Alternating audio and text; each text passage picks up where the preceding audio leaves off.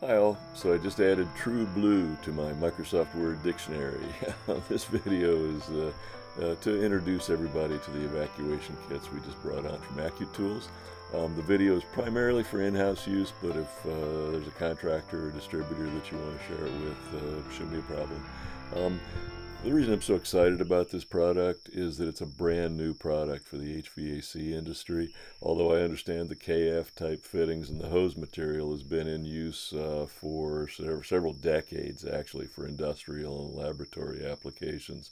The two big things to educate customers are one, the increase in the diameter to 3/4 of an inch, and also the innovative and flexible setup of these kits, particularly the Pro and Advanced kits.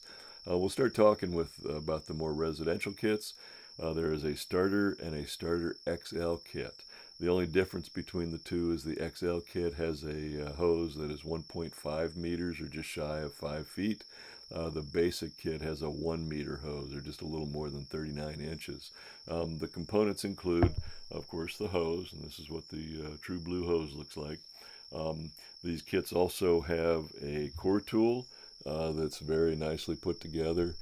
You can see they've eliminated one of the weak points with the tool in that it's permanently installed on the end of the handle. There's not a roll pin that's holding it together, which was a weak point with previous core tools. Also, if you look inside, everything's double O-ringed, which helps to maintain a deep vacuum. They look like very nice core tools. There are three fittings: a 1/4 inch fitting, a 3/8 inch fitting, and a 1/2 inch fitting. This is the 1/4 inch fitting. You can see it's got a flange on the bottom of it. And then these kits also come with two clamps. This is the stainless steel clamp, and there is a smaller aluminum clamp on the other end for getting into tight spaces. The way these go together is you just simply, and there's the O-ring. Each kit comes with an additional 4 O-rings. You just lay the fitting on top and then insert it into the groove of the clamp. Swing the other side around, bring the wing nut around, and you tighten down that fitting. You don't need to Gorilla Grip this. These fittings are self-sealing. This is just to hold it in place in the meantime until you get the vacuum pump running. And this side will probably go to the vacuum pump just because of the size of the clamp. This side will be a little bit easier to get into different locations. You can see that's the 3/8 inch fitting. That might be better if your vacuum pump has a 3/8. That's the nice thing about this setup, is it's very flexible. Both the kits, the starter and the starter XL kit, include a nice soft shell storage case to keep everything together and protect those meeting surfaces. These two kits should be appropriate for any kind of residential work, and even a lot of commercial work would be appropriate. Just kind of depends on the situation. The next kit we're going to talk about is the Advanced kit, which includes two 1 meter hoses and pretty much doubles the content of the starter kits.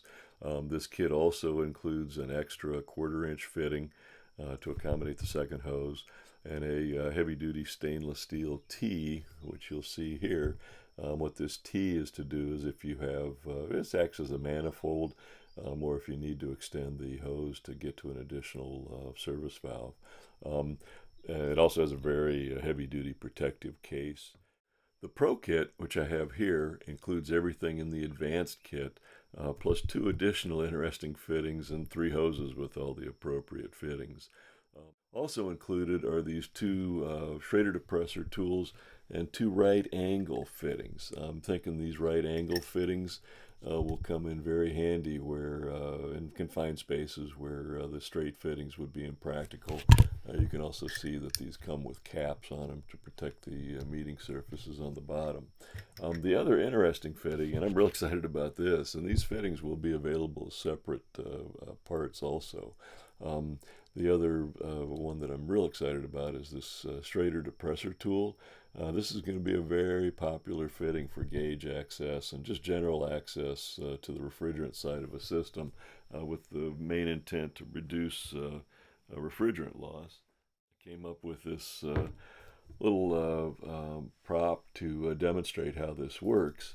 What you would do is you would back out the knob, which would backseat the valve inside, and then you would install it on here.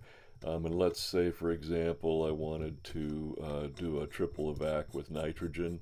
I would have my micron gauge on here, okay, and I'd fire up the vacuum pump, and then I would start depressing the Schrader by turning this knob clockwise.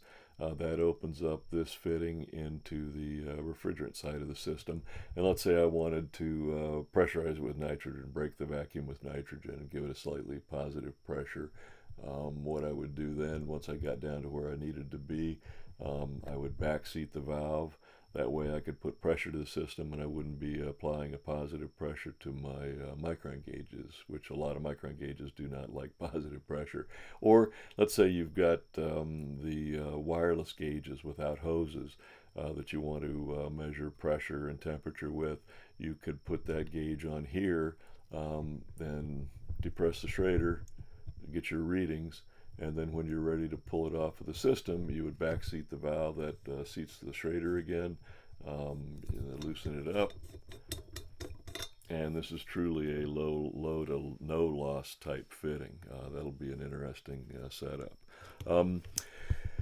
And then the other thing that you get with the advanced and pro kits are these heavy-duty cases, and this is a beast of a case.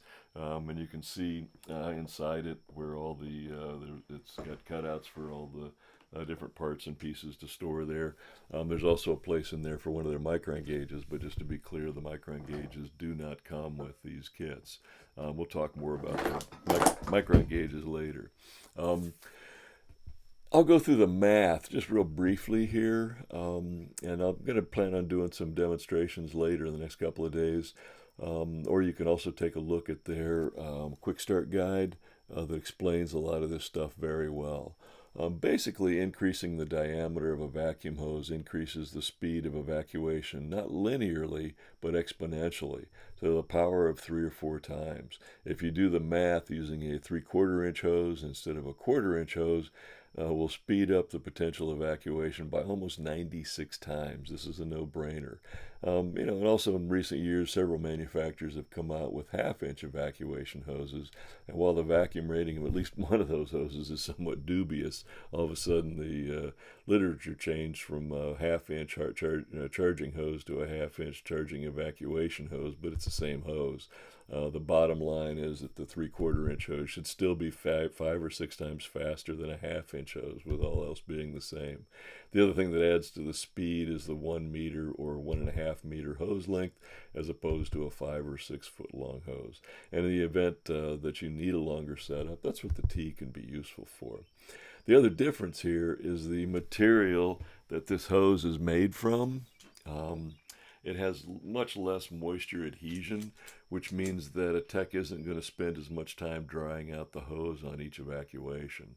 These TruBlu hoses are also very flexible, as you can see, and they're also capable of pulling a system down into a deeper vacuum. Most hoses have limitations on how deep a vacuum they'll pull, and all this is very easy to demonstrate.